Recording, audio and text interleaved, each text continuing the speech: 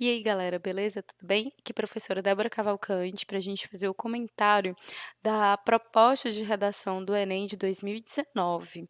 Como é que a gente pode falar sobre a democratização do acesso ao cinema? Como que a gente pode falar sobre isso? Tema bem inusitado, né? Não estávamos esperando algo assim, claro, porque o Enem é desses. A gente nunca sabe o que vai cair, mas as pessoas estavam, né, meio preocupadas em relação a políticas, na busca por pessoas desaparecidas, questão habitacional, inclusão das pessoas autistas, né, de maneira muito específica. Mas o que caiu específico foi a democratização do acesso ao cinema. É um tema bom, é um tema fácil e que deve, né, suscitar em todos nós alguns argumentos que são óbvios, certo? Eu sei que você pode fazer de um direcionamento mais negativo ou mais positivo.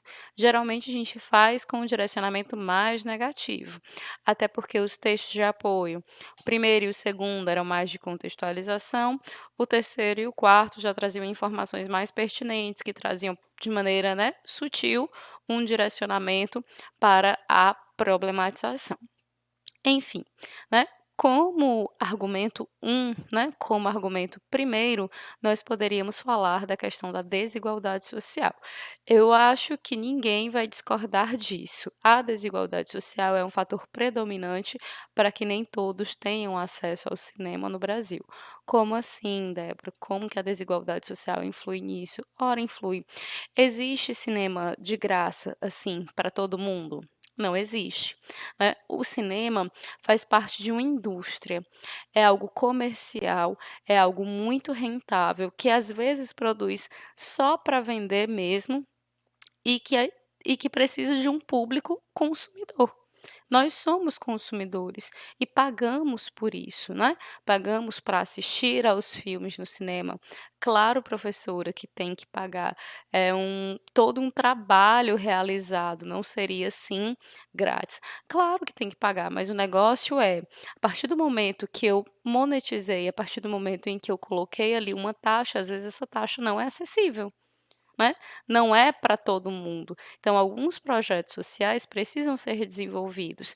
E o primeiro deles é a questão de mitigar, minimizar, reduzir essa desigualdade social que é tão forte, tão grande no Brasil. Um outro argumento possível seria a questão da acessibilidade que as pessoas com necessidades especiais têm ou não têm, certo?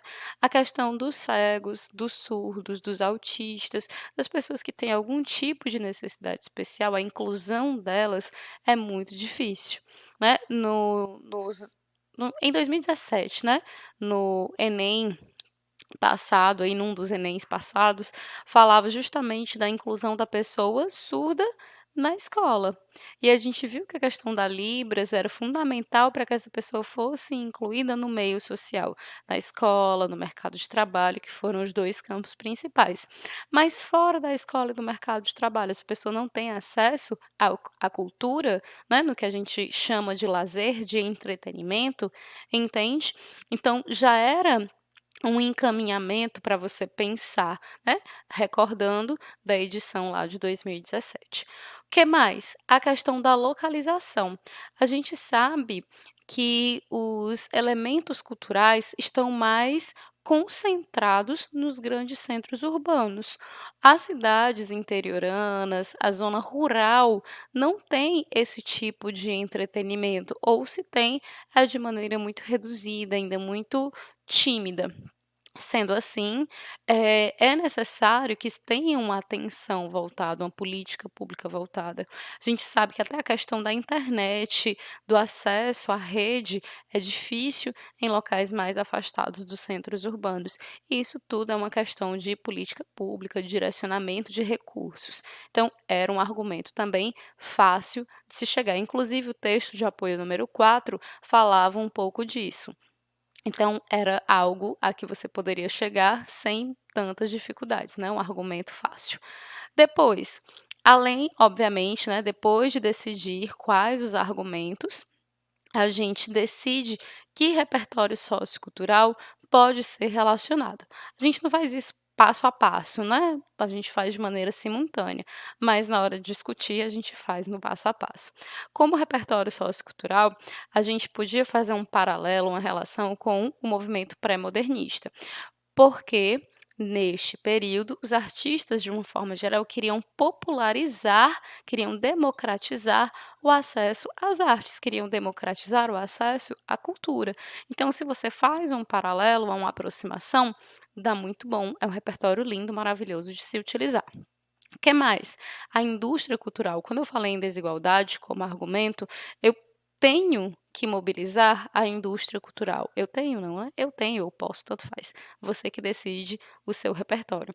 Mas eu mobilizaria essa questão da indústria cultural, porque os filmes são feitos para vender. Né? E são associados a produtos e são associados a vários itens puramente comerciais. E compra quem tem como comprar, fato.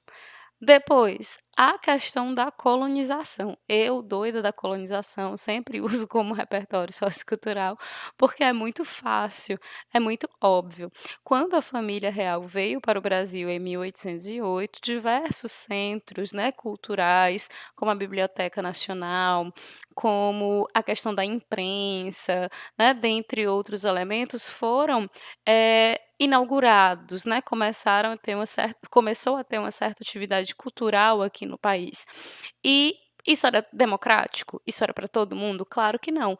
Era tudo feito exclusivamente para uma burguesia, aqueles que tinham condições financeiras de adquirir.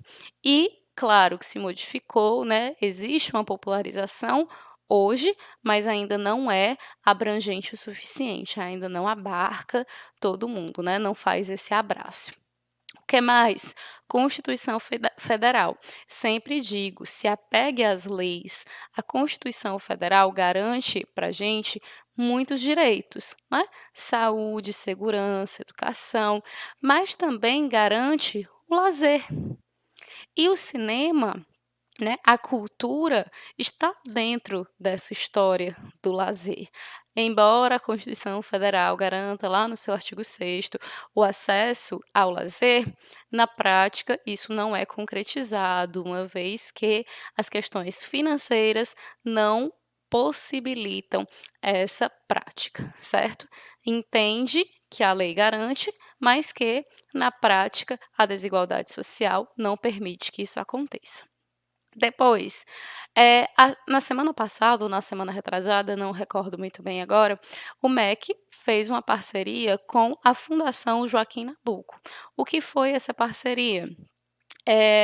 Para fazer sessões de cinema inclusivas para o público-alvo de deficientes visuais, deficientes auditivos e pessoas com autismo, certo? Se eu não me engano, são 20 sessões de cinema populares para este público-alvo. A questão da inclusão é muito pertinente, né?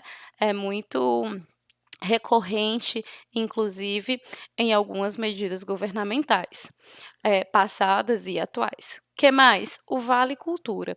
Eu não sei se vocês lembram do Vale Cultura, mas foi sancionado como lei em 2012, ainda no governo Dilma, que consistia num acréscimo de R$ 50 no salário do trabalhador para que ele usasse para consumir elementos culturais, cinema, teatro e afins. Esse Vale Cultura era incentivado pelo governo federal, que dava para as empresas, para o empregador, um incentivo fiscal. Mas em 2016, esse incentivo fiscal não foi mais concedido, né? De 2016 para cá, não existe mais esse incentivo por parte do governo federal.